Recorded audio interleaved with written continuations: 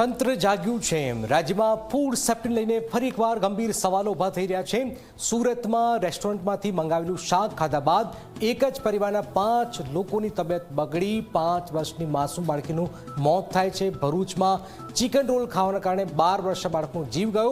આ બે દુઃખદ ઘટનાઓ બાદ આખરે રાજ્યનું આરોગ્ય અને ફૂડ એન્ડ ડ્રગ્સ તંત્ર હરકતમાં આવ્યું છે।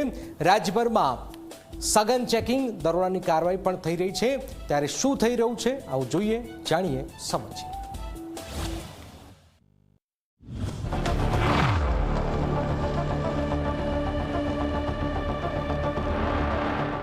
એક પછી એક બનેલી બે કરુણ ઘટનાઓએ ખાદ્ય સુરક્ષાને લઈને અનેક સવાલ ઊભા કર્યા છે। સુરતમાં એક જ પરિવારના 5 લોકો ફૂડ પોઈઝનિંગનો ભોગ બન્યા અને 5 વર્ષની બાળકીનું મોત થયું, તો ભરૂચમાં ચિકન રોલ ખાધા બાદ 12 વર્ષના બાળકનું પણ મોત થયું। આ ઘટનાઓ બાદ હવે રાજ્યનું આરોગ્ય તંત્ર દોડતું થયું છે। જુઓ આ 5 દ્રશ્યો। સુરતમાં મનપાના આરોગ્ય અધિકારીઓએ અનેક હોટલ અને ફાસ્ટ ફૂડ સેન્ટરોમાં દરોડા પાડી તપાસ હાથ ધરી।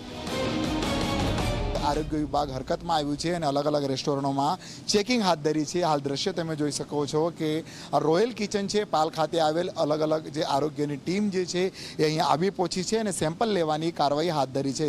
આ દ્રશ્ય તમે જોઈ શકો છો કે કિચન વિસ્તારના છે અને આરોગ્યના ફૂડ ઓફિસરો જે છે એ લોકો સેમ્પલ લઈ રહ્યા છે। કારણ ખાસ કરીને જે રીતના ઘટના બની હતી, ઘટનાને લઈને જે છે આરોગ્ય મંત્રી જે છે પ્રફુલ પાનસરિયાએ પણ જે છે તાત્કાલિક આદેશો આપ્યા હતા અને હાલ શીતલ રેસ્ટોરન્ટને સીલ કરી દેવામાં આવી છે। કારણ શીતલ રેસ્ટોરન્ટમાંથી જે દુર્ગંધવાળી જે છે શાક મળી આવી હતી ને 10 દિવસ પહેલાનું જે છે દૂધ મળી આવ્યું હતું, સારા દાળ જે છે સડેલી દાળ મળી આવી હતી। આ સેમ્પલો જે છે લેબોરેટરીમાં મોકલવામાં આવશે। સુરતના કુલ 9 ઝોનમાં આરોગ્ય વિભાગની ટીમોએ સઘન તપાસ કરી આખરી કાર્યવાહી કરી છે। સુરત મ્યુનિસિપલ કોર્પોરેશન વિસ્તારમાં કુલ 9 ઝોન આવેલા છે। 9 ઝોનમાં અલગ અલગ સેનિટેશનના સ્ટાફ અને ફૂડ વિભાગની ટીમો બનાવી અને આ ટીમો દ્વારા ગઈકાલે રેસ્ટોરન્ટ અને હોટલોનું સઘન ચેકિંગ હાથ ધરવામાં આવેલ, જેમાં કુલ 330 જેટલી સંસ્થાઓનું ચેકિંગ કરવામાં આવેલ છે, જેમાંથી 208ને નોટિસ આપવામાં આવેલ છે।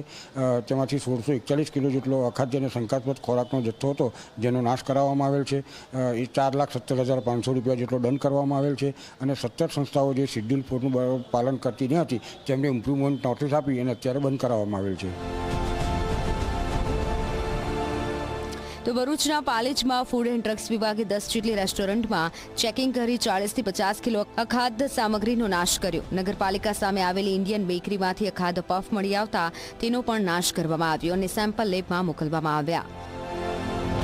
આપણે ઇન્ડિયન બેકરી પર પફ ખાવા આવેલો હતો અને પફ ખાતા મેં જોયું કે અંદર કંઈક કાળું છે અને પછી એ જોયું તો એ સડેલું બટાકું હતું, જેથી મેં દુકાનદારને કીધું, પરંતુ તે લોકો ખાલી બદલી આપીશું એમ કરીને છૂટા થઈ જવાની વાત કરતા હતા, જેથી મેં ફૂડ એન્ડ સેફ્ટી ઓફિસરને બોલાવેલા અને અત્યારે સ્થળ પર આવી ગયેલ છે અને તેઓએ સેમ્પલ પફના લીધેલ છે અને આગળની કાર્યવાહી શરૂ કરેલ છે।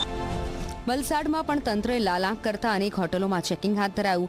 અબ્રામા ખાતે આવેલી સબ્જીવાલા રેસ્ટોરન્ટના કિચનમાં ગંદકી અને અખાદ્ય ફૂડ મળતા રેસ્ટોરન્ટને સીલ મારી દેવામાં આવી।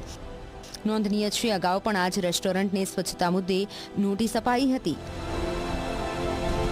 મહીસાગર જિલ્લામાં પણ ફૂડ સેફ્ટી વિભાગે હોટલો, છાત્રાલયો અને શૈક્ષણિક સંસ્થાઓમાં સઘન તપાસ હાથ ધરી।